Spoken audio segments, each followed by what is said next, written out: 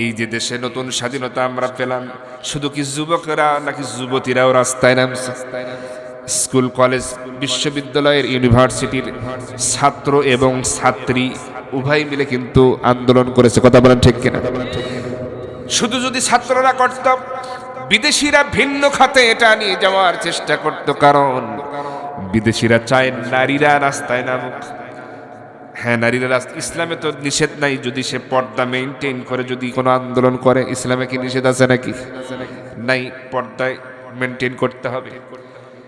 কিন্তু যখন তারা দেখেছে নারীরাও রাস্তায় নেমেছে বৈষম্য দূর করতে, যুবকেরা যুবতীরা সবাই মিলে, এবার তারাও একটু সাপোর্ট করেছে যে দেখা যাক আন্দোলন কত দূর যায়। এরা যদি আদায় করে নিতে পারে তাহলে অসুবিধা নেই। যদি ছাত্রদের সাথে ছাত্রীরা যদি না নামতো, তাহলে বিদেশিরা ভিন্ন ধরনের চক্রান্ত তারা অবশ্যই করত। আবার ভাইরা, নারী এবং পুরুষ উভয়কে আল্লাহ পাক কি দায়িত্ব দিয়েছেন? সূরা তাওবা ৭১ নম্বর আয়াত খুলে দেখুন, আল্লাহ পাক বলছেন, ওয়াল মুমিনুনা ওয়াল মুমিনাতু বা'দুহুম আউলিয়াউ বা'দ ইয়ামুরুনা বিল মা'রুফি ওয়া ইয়ানহাউনা আনিল মুনকার। আল্লাহ রাব্বুল আলামিন বলছেন, মুমিন পুরুষ আর মুমিনা নারী তারা হলো পরস্পরের বন্ধু, সহযোগী। কে বলতেছেন? মুমিন পুরুষের মুমিনা নারী পরস্পরের বন্ধু। আমরা মুমিন পুরুষ মুমিনা নারী বন্ধু হই না, আমরা বিশেষ করে যুবক যারা হই, একজন হই বয়ফ্রেন্ড আর একজন হই গার্লফ্রেন্ড, এই বন্ধু। কথা বলেন ঠিক কিনা? এই যুবক ভাইরা, গার্লফ্রেন্ডের পিছনে সময় দিয়া জীবনটা নষ্ট করা যাবে না, কারণ এটা দুনিয়াতেও লস, আখেরাতেও লস। চেষ্টা করতে হবে নিজের চরিত্র গঠন করার, ক্যারিয়ার অর্জন করার। তাহলে অবশ্যই নেককারিনী, সুন্দরী, গুণবতী, রূপসী নারীকে আল্লাহ পাক জীবন সঙ্গিনী বানায়া দিবে।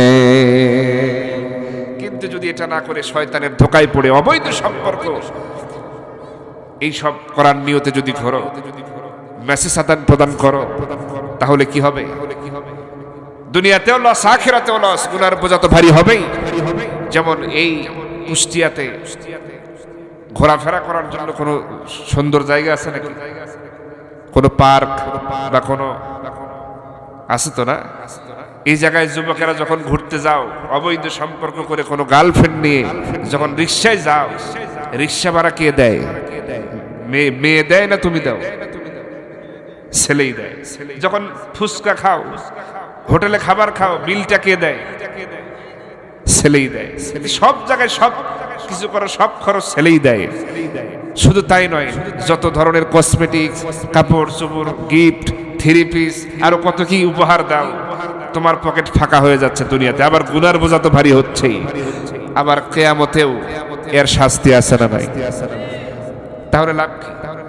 একটা এত কিছু দিলা যার জন্য একটা সময় দেখবে তোমার যে ক্যারিয়ার অর্জন হলো না, তুমি যে ভালো পজিশনে যেতে পারলা না, তার পিছনে সময় দিতে দিতে একটা সময় দেখা যাবে তোমাকে এমন ভাবে ছেকা দিয়া অন্যের ঘরে চলে যাবে, তোমার সারা জীবন কাঁদতে কাঁদতে শেষ হয়ে যাবে।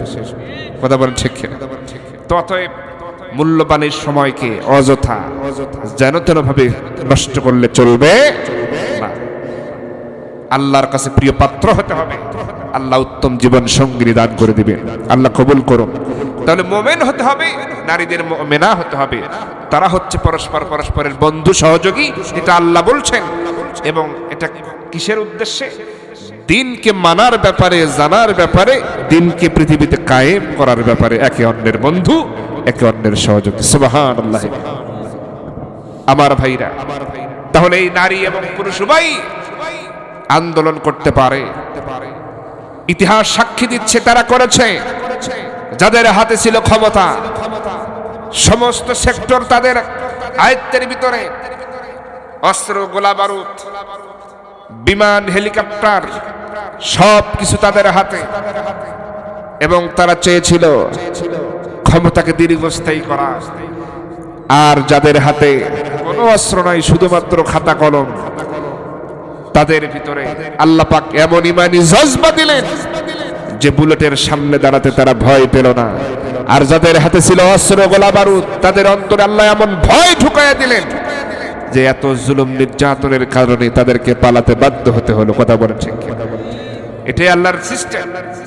আপনি আমি যদি কুফরি করি আল্লাহ ধরবে না, আমি কাফের হয়ে যাব আল্লাহ আমার খাওয়া বন্ধ করবে না, কুফরি করবো নামাজ পড়বো না, ধরবেন আল্লাহ, কিয়ামতে হিসাব দিবেন। ঠিক আছে, কিন্তু যদি জুলুম করি কারো অন্যায়ভাবে একজনকে চড় মারলেন, অন্যায়ভাবে কাউকে ঘুষি দিলেন, কারো জমি দখল করে নিলেন, মেরে জখম করে দিলেন, হাত পা কেটে দিলেন, হত্যা করলেন, এটা হলো জুলুম। এটা কি বলেন তো? জুলুমকে আল্লাহ বরদাস্ত করে না। আপনি কুফরি করবেন আল্লাহ কিছু বলবে না, কিন্তু জুলুমকে আল্লাহ বরদাস্ত করেন না।